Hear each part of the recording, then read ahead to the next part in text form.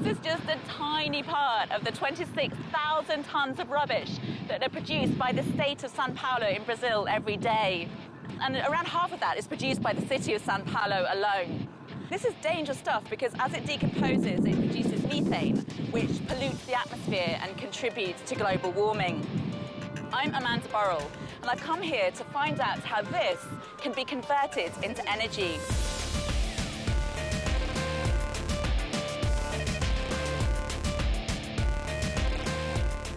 I'm a bit overwhelmed. I've never seen so much rubbish, and I don't know what half of it is.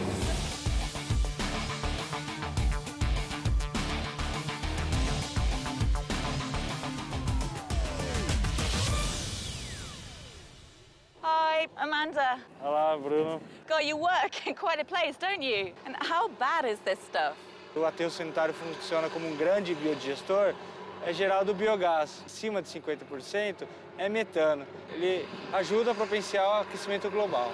21 vezes maior do que o CO2. O metano ele continua sendo gerado até quando toda a matéria orgânica disposta no aterro seja decomposta. Isso é em torno de 20 anos. So that's a long time. You're kind of standing on top of this living mound of rubbish. Clearly a really massive problem that lasts way beyond when the lorries dump it all here. Methane makes up over half the biogas generated here. The rest consists of other gases, mostly carbon dioxide. The traditional way of destroying the highly explosive methane is to flare it. But there's an alternative solution. This is Bandeirantes landfill. For nearly 3 decades, it took half of Sao Paulo's rubbish. That stopped 4 years ago, and the area's been grassed over. But underneath me, the rubbish is still decomposing and producing a lot of methane. And here, that methane is converted into electricity. There are 38 million tons of rubbish under the ground here. And in some places, it's nearly 100 meters deep. Gosh, what's going on here? Aqui nós temos a captação do gás metano produzido em toda essa extensão. Então existe uma malha por baixo dessa manta de tubos enterrados em diversos níveis de profundidade do aterro. Cada coletor envia para este poço vertical para o site de queima e geração de energia.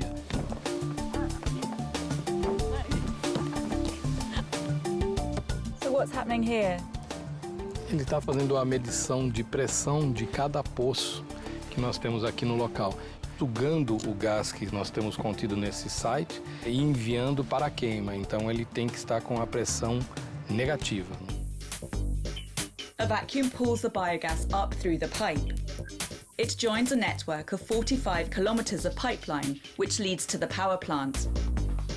5,000 cubic meters of gas are collected every hour, and they all come here.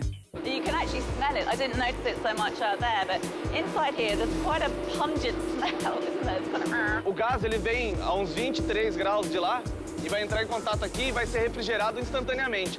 Essa refrigeração ocasiona no condensamento da parte líquida, essa parte úmida que tem o gás também. Aqui é uma superfície filtrante, porque o gás ele é separado da parte líquida, então o gás ele vai seco aqui.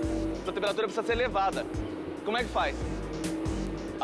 Essas máquinas elas são responsáveis pela aplicação da sucção lá no aterro, para trazer o gás. E o próprio trabalho ali dentro do compressor vai aumentar a temperatura. That is really hot. The difference between this and this, yeah, it's a massive, massive difference. And actually, inside there's such a noise coming from inside here that you can really feel the power of the motor. I mean, I can't hear myself think, so I don't know if you can hear me speak, but there's so much power coming from inside here.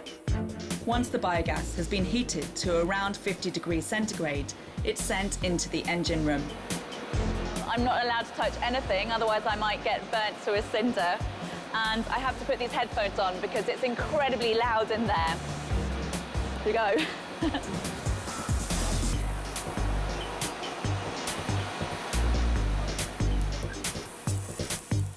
The 24 biogas-powered engines each drive an electric generator. They're internal combustion engines, so they still produce carbon dioxide. 1 molecule of methane combusts with 2 molecules of oxygen to become 2 molecules of water and 1 of carbon dioxide. When you consider that 1 methane molecule has 21 times more global warming potential than 1 of carbon dioxide, that's not really a bad result. And on top of that, the combustion of the methane powers the generator to create electricity. A energia gerada lá na nossa usina é passada para cá para que a concessionária possa distribuir a tensão de 13.800 volts diretamente na rede pública que vai abastecer toda a região. É suficiente para atender até 400.000 pessoas. Geração de energia limpa, que você não tem, por exemplo, queima de combustível fóssil, né? How many tons of methane have been prevented from getting into the atmosphere? Era aproximadamente 220.000 toneladas de metano, né? Sounds a lot. É um número bem grande. You can see the houses beyond the landfill here, and these are supplied by the grid, which the electricity created here is fed into. It's amazing that a pollutant can be turned into a source of clean energy. What, of course, would be even more amazing is if that pollutant wasn't created in the first place, and if people stopped producing so much rubbish.